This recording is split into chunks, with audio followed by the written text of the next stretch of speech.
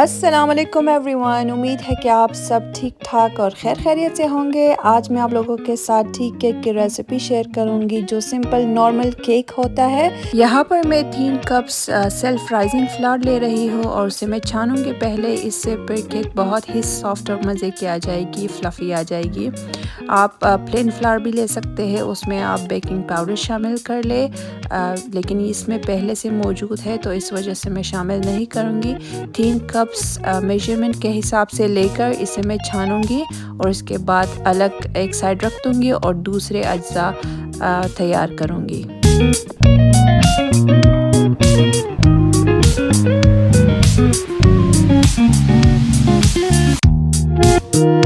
यहाँ बीच में मैं जो खुश्क अज्जा है वो शामिल करूँगी, जिसमें है नमक, वो एक जो चुटकी है यानी टीस्पून से भी कम वो शामिल करूँगी, क्योंकि मेरा जो बटर है थोड़ा सा यानी नमकीन है, ज़्यादा नमकीन नहीं है। और उसके बाद में 1 कप और जो फ्लावर यानी सेल्फ राइजिंग फ्लावर था वो शामिल करके छानूँगी आहिस्ता आहिस्ता, ताकि आपस में बिल्कुल मिल जाए, घुल मिल जाए।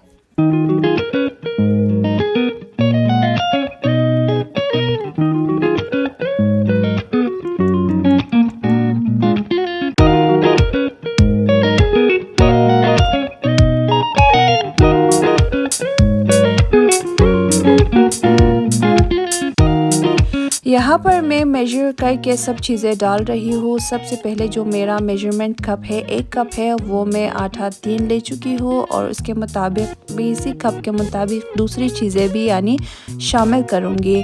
मेजरमेंट कप ज़्यादातर वक्त बहुत अच्छा होता है, आसानी हो जाती है, आपकी जो रेसिपी है आपको याद रह जाती है कि आपने कितनी चीज़ कितनी डाली हुई है और कितना, यानी अगर आप इसका डबल बनाना हो, ज़्यादा बनाना हो तो उसी मुताबिक आप ज़्यादा कर सकते हैं। और जो बेकिंग डिश मैंने ली हुई है उसमें सिर्फ 3 कप फ्लावर की कैपेसिटी है, उसमें ज़्यादा नहीं बना सकते हैं। और जो अंडे और मक्खन है वो रूम टेम्परेचर पे है, ज़्यादा ठंडी नहीं है, फ्रिज में नहीं रखा हुआ था, बाहर रखा हुआ था। उससे क्या होता है कि ये अच्छी तरह बीट हो जाती है आसानी से और जो मिक्सचर है बहुत फ्लफ़ी और क्रीमी आ जाता है। अंडों की कैलकुलेशन यानी जो मेजरमेंट होती है किस तरह करनी है, अगर 1 कप फ्लावर लेंगे तो उसमें 2 अंडे डली जाती है, और अगर 3 कप फ्लावर लेते हैं तो 6 अंडे यानी डबल होता है। इसी तरह मक्खन में भी क्या होता है कि मक्खन क्योंकि मेल्ट होके ज़्यादा हो जाता है तो हाफ अ कप बहुत ज़्यादा होता है 3 कप मैदे के लिए। और यहाँ पर मैं मार्जरीन ले रही हूँ, तो मार्जरीन में 1 कप इस्तेमाल करूँगी, 8 टेबल स्पून। मैं यहाँ पर टेबल स्पून की मेजरमेंट ले रही हूँ। अगर ऑयल यूज़ करना हो तो ऑयल भी 1 कप काफ़ी होगा 3 कप फ्लावर के लिए।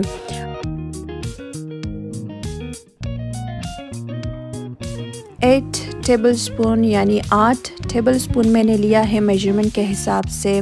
ऑयल अगर लेना है तो 1 कप, और अगर बटर लेना है तो 250 ग्राम। 250 ग्राम भी एक यानी हाफ कप से भी ज़्यादा होता है, लेकिन मेल्ट करने के बाद वो 1 कप ही बन जाता है।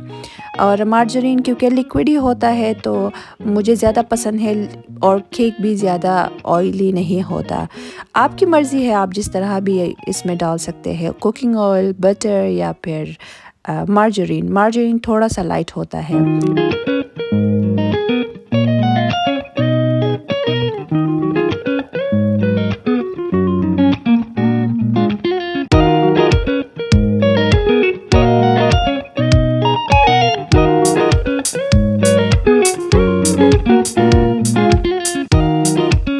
चीनी मैं ज़्यादा केक में नहीं डालती, क्योंकि मुझे ज़्यादा मीठा केक पसंद नहीं है, लेकिन जिनको पसंद है वो ज़्यादा डाल सकते हैं।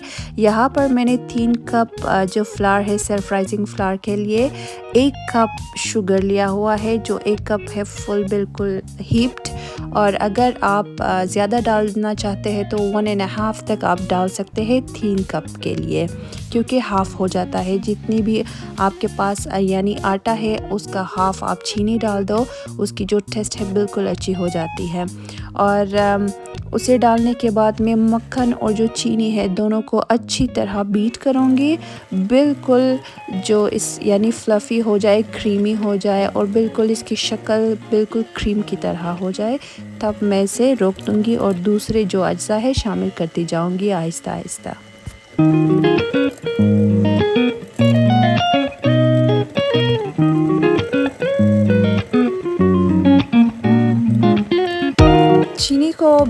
आहिस्ता आहिस्ता ही शामिल करूँगी, एकदम शामिल ना कीजिएगा क्योंकि उससे फिर बीट करना बहुत ज़्यादा मुश्किल हो जाता है। जितनी आप स्लोली ऐड करेंगे इंग्रेडिएंट्स उतनी ही आपको आसानी हो जाएगी बीट करने में और अच्छी तरह मिक्स हो जाती है और बहुत फ्लफ़ी बनता है। इससे फिर क्रीम की तरह आप आहिस्ता आहिस्ता नोट करते जाएंगे कि इसका जो शक्ल है, जो मार्जरीन का शक्ल है, आहिस्ता आहिस्ता थोड़ा सा वाइट हो जाता है।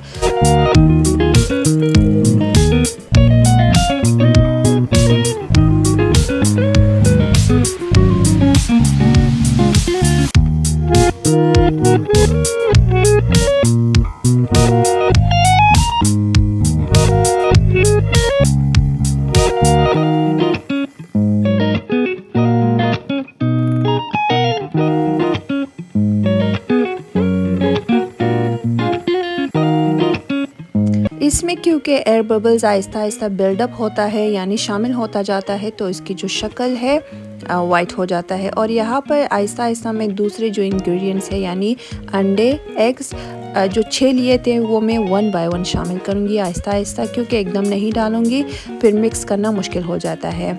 इससे फिर वो क्रीमी भी बनता है और जो आपका यानी केक का जो टेक्सचर है वो बहुत मज़े की आ जाती है। अगर एकदम डालेंगे तो बहुत लिक्विडी हो जाएगा और बीट करना बहुत मुश्किल हो जाएगा और जिस तरह का आप क्रीमी या फ्लफ़ी चाहते हैं या मैं अभी बना रही हूँ वो नहीं आएगी, फिर वो टेक्सचर नहीं आएगा।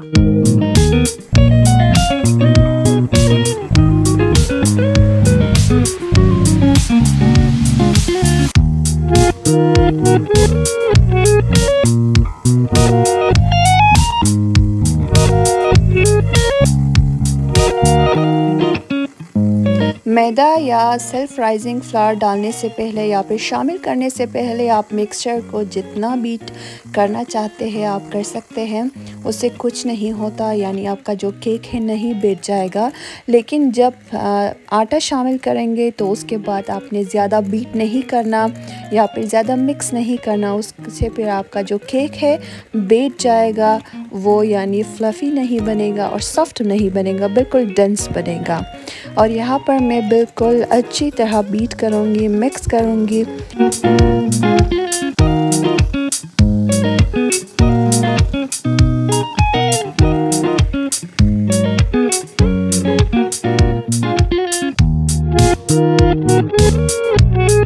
और अब केक को फ्लेवर देने के लिए मैं थोड़ी सी एसेंस शामिल करूँगी, लेमन एसेंस, या अगर आपके पास लेमन एसेंस नहीं है तो आप फ्रेश लेमन का जो पील है यानी जो छिलका है, येलो पार्ट वाइट पार्ट ना हो वो शामिल कर दे, उससे फिर बहुत अच्छी टेस्ट और खुशबू आ जाती है दोनों।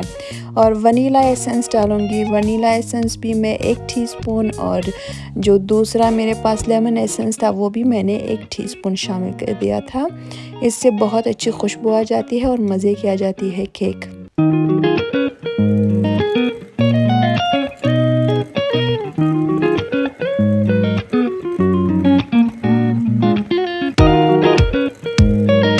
लेमन एसेंस बहुत ज़्यादा स्ट्रॉन्ग होता है तो आप जब भी डालिएगा तो थोड़ा सा एहतियात करके डालिए, क्योंकि इससे फिर थोड़ा सा कड़वाहट भी आ जाता है। जैसे छिलके में भी थोड़ी सी कड़वाहट होती है जो वाइट पार्ट होता है, लेकिन जो येलो पार्ट होता है वो तकरीबन अगर 1 चुटकी जो ग्रेट करके डाल देते हैं तो उससे बहुत अच्छी खुशबू और मज़े की आ जाती है। और थोड़ी सी सावरनेस यानी जो एक खट्टा सा टेस्ट देने के लिए या फिर आप लेमन जूस शामिल कर ले या फिर योगर्ट। यहाँ पर मैं 1 टेबलस्पून योगर्ट शामिल करूँगी। इससे बहुत अच्छी तरह जो केक का टेस्ट है उसमें स्वीट, सार और जो क्रीमी होता है उसकी जो टेस्ट है बैलेंस्ड हो जाती है। अगर आप लेमन जूस डालते हैं तो तब भी उसका जो टेस्ट है बहुत अच्छी आ जाएगी, लेकिन योगर्ट या फिर क्रीम चीज़ ये डालने से बहुत जो केक का टेस्ट है मज़े का आ जाता है।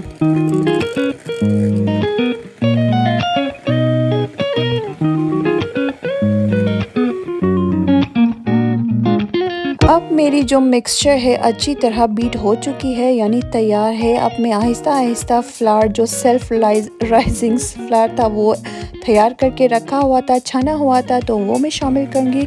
ये भी मैं बहुत आहिस्ता आहिस्ता करूँगी, यानी कम कम डाल के बीट करूँगी, फिर डालूँगी, फिर बीट करूँगी। और साथ में दूध भी मैंने साथ रखा हुआ है और दूध भी गर्म करके रखा हुआ है, लुक वार्म है, यानी बहुत हल्का सा गर्म है।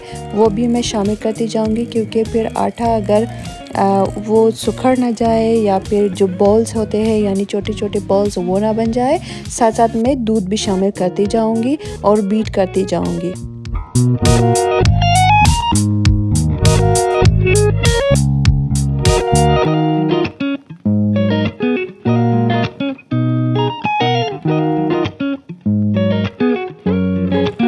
दूध का जो मिक़दार है वो भी 1 कप ही है मेजरमेंट के हिसाब से, वो भी मैं आहिस्ता आहिस्ता शामिल करती जाऊंगी। और आप एक चीज़ और भी देख लें कि जो फ्लावर है यानी जो मैदा है वो मैं छान के आहिस्ता आहिस्ता शामिल करूंगी, एकदम बग़ैर किसी यानी छाने हुए मैं शामिल नहीं करूंगी।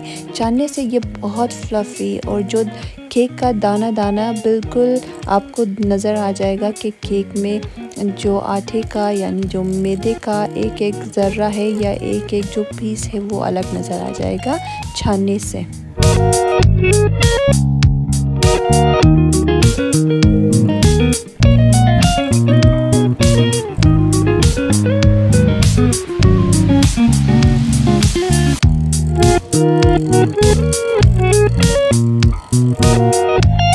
और जब आप आटा और जो दूध है साथ साथ शामिल करते जा रहे हैं, ज़्यादा बीट मत कीजिएगा। जब आप देख लें कि आपसे बिल्कुल मिक्स हो जाता है तो आप उसे रोक दें बीटर को। अगर ज़्यादा मिक्स करेंगे या फिर ओवर मिक्सिंग करेंगे तो आपका केक बिल्कुल बैठ जाता है और आपका जो केक है फूलेगा नहीं, डेंस हो जाता है और बिल्कुल एक जो ख़मीर की शक्ल है उस तरह आ जाती है।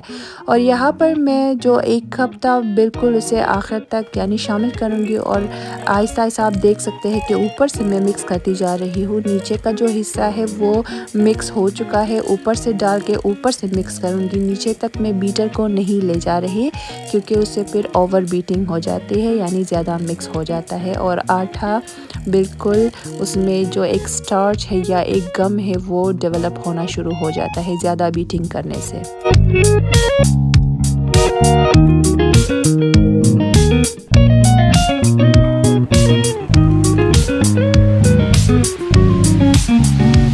और अब मैं बिल्कुल इसे स्पैचुला से आहिस्ता आहिस्ता राउंड क्लॉकवाइज और एंटी क्लॉकवाइज में से मिक्स करूँगी और कट करूँगी। जो एक प्रोसेस यानी प्रोसीजर होता है बेकिंग में मिक्स करने के लिए, आप इसे राउंड यानी कि क्लॉकवाइज और एंटी क्लॉकवाइज मिक्स करके फिर कट कर ले दरमियान से।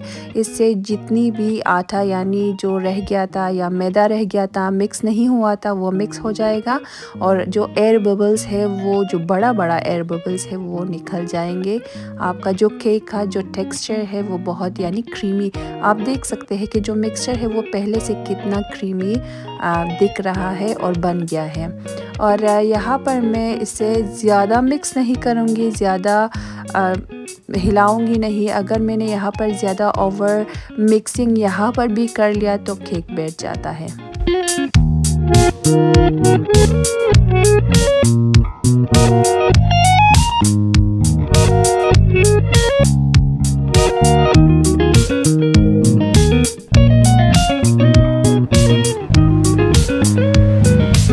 मिक्सचर को मैदा डालने के बाद ज़्यादा मिक्स नहीं करते। अगर ज़्यादा मिक्स करेंगे या फिर बीट करेंगे केक बैठ जाता है खुद ब खुद। और जो बेकिंग ट्रे है उसे मैंने पहले से तैयार किया हुआ था, उसमें जो बेकिंग पेपर है काट के डाल दिया था। और ओवन को भी मैंने 160 डिग्री सेंटीग्रेड पर 15 to 20 मिनट्स के लिए प्रीहीट किया हुआ है, क्योंकि प्रीहीट करना बहुत ही ज़रूरी होता है वरना आपका केक इस वजह से भी बैठ जाती है ज़्यादातर वक्त। और मिक्सचर में रिबन बनना ज़रूरी नहीं होता क्योंकि हर एक केक की जो टेक्सचर होती है वो डिफरेंट होती है। जैसे स्पंज केक की टेक्सचर डिफरेंट होती है और टी केक की डिफरेंट होती है, या फिर कोई और केक, कैरेट केक, जितनी भी यानी केक्स होती है उसकी टेक्सचर डिफरेंट होती होती है। सिर्फ इतना ख्याल रखना चाहिए कि जो केक का मिक्सचर हो वो बिल्कुल आइसक्रीम की तरह स्मूथ, फ्लफ़ी और क्रीमी होना चाहिए। इससे ये पता चल जाता है कि ये बिल्कुल अच्छी तरह मिक्स हुआ है, यानी ये डेंस नहीं बनेगा। ये एक निशानी होती है केक अच्छी केक बनाने के लिए।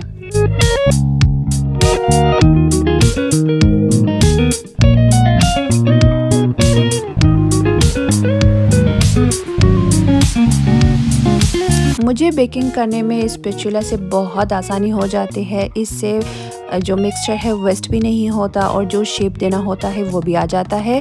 और यहाँ पर मैं जो ट्रे है उसे 3 से 4 दफ़ा टैप करूँगी कि जितने भी एयर बबल्स बने हुए हैं वो निकल जाएगा और जो टेक्सचर है वो बिल्कुल स्मूथ आ जाता है। और बेक होने के लिए इसे मैं 45 से 50 मिनट के लिए ओवन में डाल दूँगी और बेक होने के लिए रख दूँगी। और जब केक को एक दफ़ा डाल देते हैं तो बार बार दरवाज़ा मत खोलिएगा चेक करने के लिए, फिर केक दोबारा बैठ जाता है यानी फूलेगा नहीं।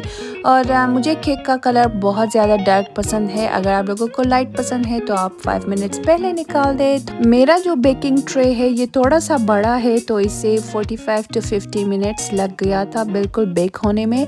लेकिन आपका अगर लो वाला बेकिंग ट्रे है तो वो 35 to 40 मिनट्स में बिल्कुल बेक हो जाता है। और जो टेम्परेचर होता है वो फेंट फोर्स्ड और जो दूसरा यानी ओवन टू ओवन उसमें बहुत ज़्यादा फ़र्क होता है। लेकिन क्योंकि मेरा जो फेंट फोर्स्ड है तो वो 160 पे भी बहुत ज़्यादा इसका टेम्परेचर ज़्यादा होता है और टाइमिंग थोड़ी सी लग जाती है, लेकिन ऊपर से कुक हो जाता है और अंदर तक पकने में टाइम लग जाता है। और जो दूसरे ओवन होते हैं यानी जिसमें पंखे नहीं होते उसमें टाइमर यानी टाइम ज़्यादा लग जाता है और जो टेम्परेचर होता है वो भी ज़्यादा होता है।